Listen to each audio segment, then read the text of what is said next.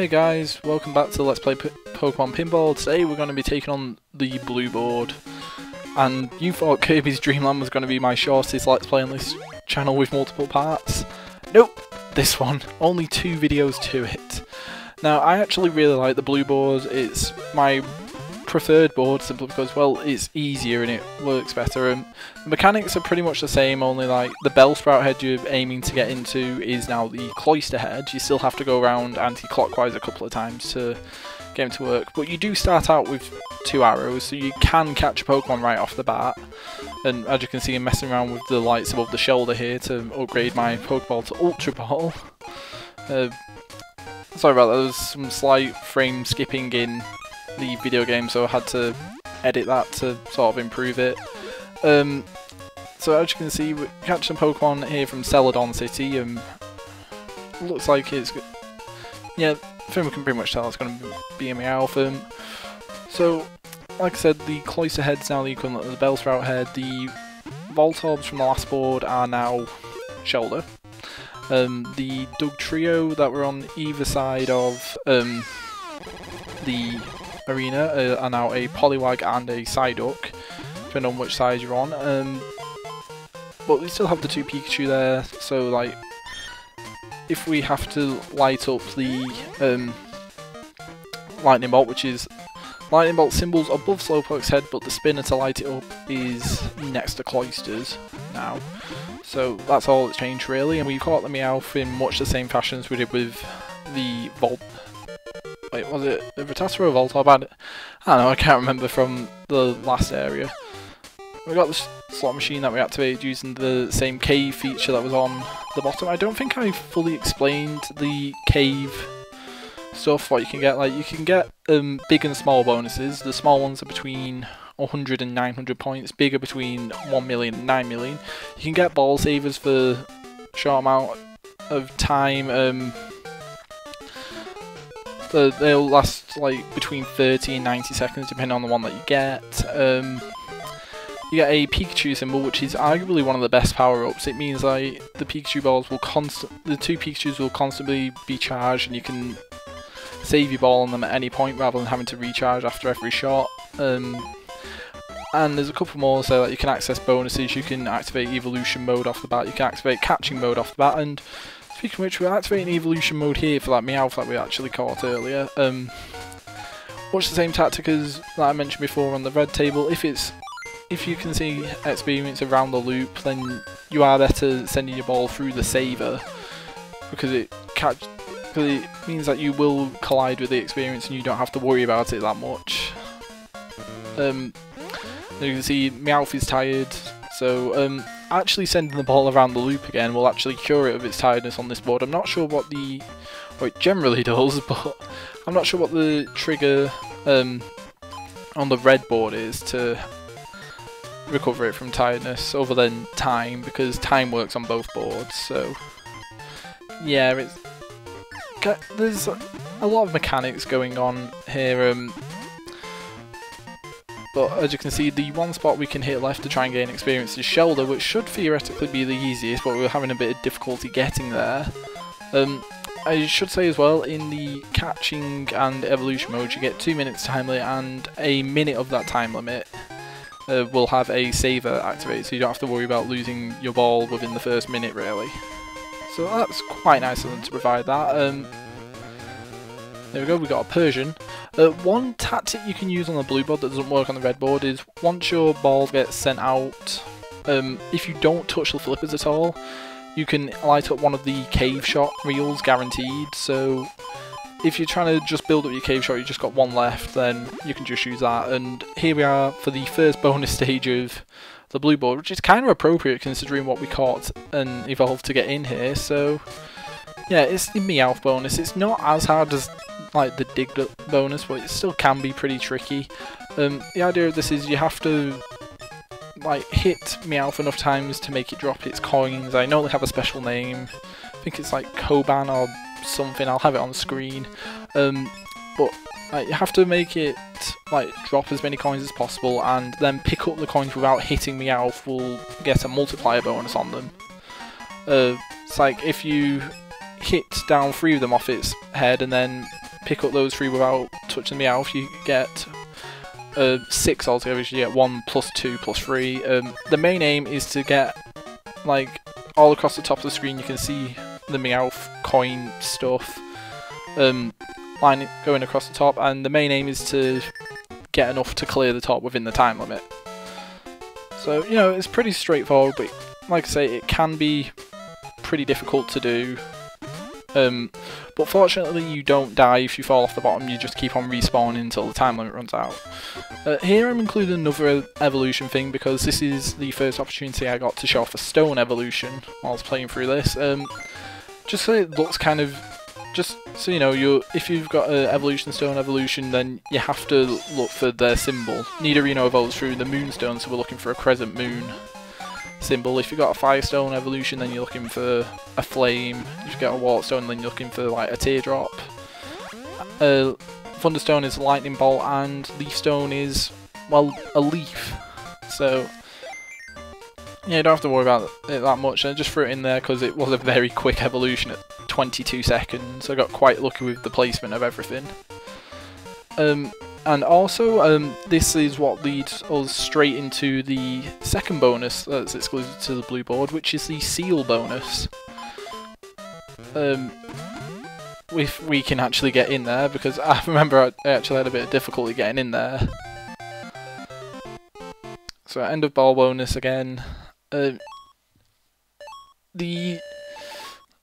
say like the dying theme isn't as iconic as like the one from the original Castlevania games, which I know stuck in a lot of people's minds, but by the end of recording all this, it really did stick out to me, and it became like the bane of my existence. But the reason why I said this game didn't age well towards the end of the Pinball playthrough, well, towards the end of the Red Ball playthrough, is that the mechanics don't feel right. It's like something about the pinball physics doesn't quite sit right. It's like, for instance, not having like on some pinball games, if you like nudge the table too much, it'll tilt, and that means that you'll lose control of the ball. Like, you won't be able to use your flippers at all on it, and you will eventually die. But unless you can mash the like tilt buttons as much as you want, and it can save you sometimes. But yeah, and sometimes there's just moments where flicking the ball, you put it into a position where you can't save it at all. But anyway, in the seal bonus, it's much the same as the Meowth bonus, in that you have to hit things to try and get bonus ups. Like, every time you hit a seal, you get a ball at the top of the screen. Hitting multiple seals in a row will get a multiplier on it. But instead of Meowth, where it goes like times 1, times 2, times 3, times 4, this goes for just doubling, so it goes times 1, times 2, times 4, times 8, for example.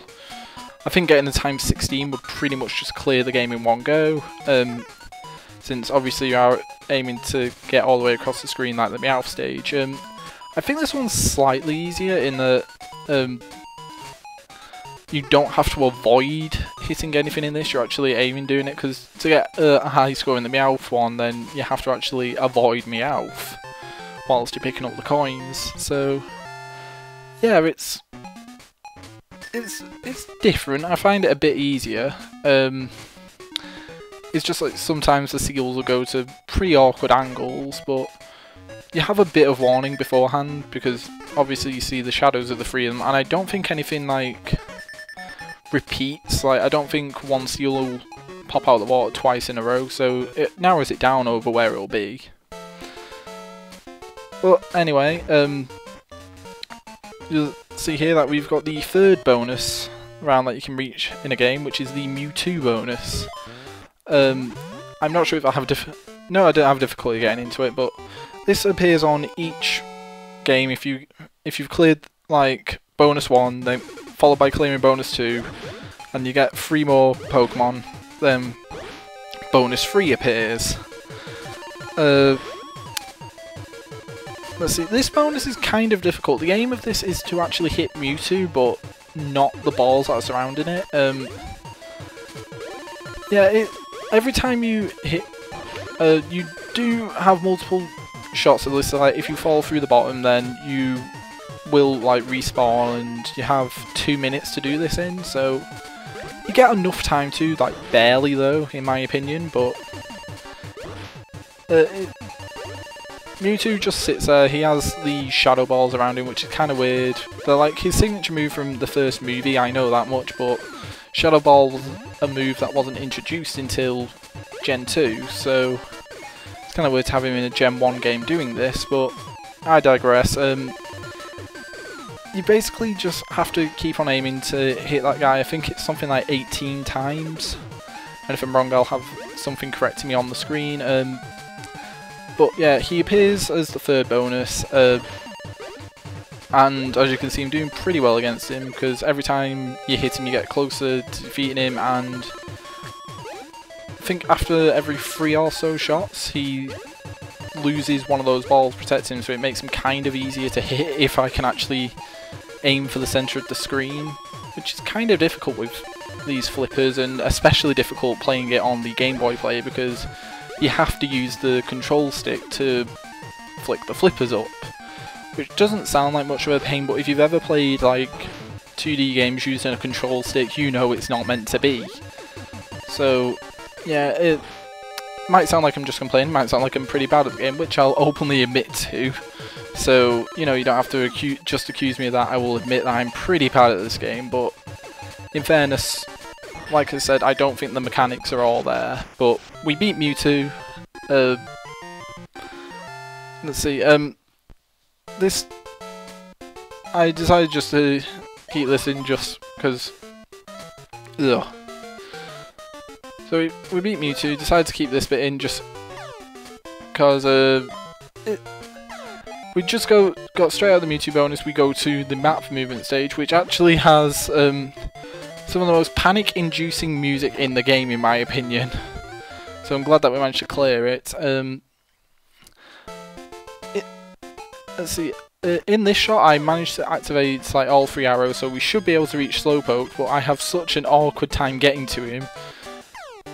Like, I decided to keep this here because it's kind of hard to direct yourself, and then that arrow in the middle of the screen is supposed to direct you to Cloyster or Slowpoke if they're activated, if you can actually catch or evolve a Pokemon, but it just keeps on flicking at just the wrong moment for me, and just thought it was kind of funny to see it keep flicking like that. So look there, I totally should have gone into the Slowpoke mouth, but it changed over and I got a field bonus, which is what happens if you try upgrading the Master Ball. Anyway, this is the game over that I got for the blue round when I defeated Mewtwo, letting all the bonuses roll over. And yeah, I think I did pretty well on it, to be honest. Like, I managed to spin in the max times, nearly 100 million in bonuses, so I don't think I did too bad there. It's actually enough to get me onto the high scoreboard, so yeah, I've got like the same score positions as on the red board, but I'm also in 3rd as well, so yeah, I've actually edited down an awful lot of footage for this because there was a lot of time where stuff wasn't happening. It just didn't happen in this game, and that's why I find it incredibly hard to live commentate. So yeah, I think this brings a conclusion to what will be probably the shortest Let's Play on my channel for a while, but I just wanted to get through all the Generation 1 games. So here we have the Pokédex feature on the main menu of the screen. I'm pretty sure that the Pokédex entries are ripped straight from the other games. If you're on a basic Pokemon and you hold down select, you can see their catching animation. No, if you hold down start on a basic Pokemon, you can see the catching animations, but if you hold down select, you can see in the top right corner how many Pokemon that you've seen and caught out of the 151 in this game. And here is Eevee and Flareon. They're the most annoying Pokemon to catch and evolve in this game, because when Eevee evolves, he randomly chooses one of his 3 evolutions, so you have to catch a load of them. But anyway, that's the end of Pokemon Pinball. I'll see you guys later.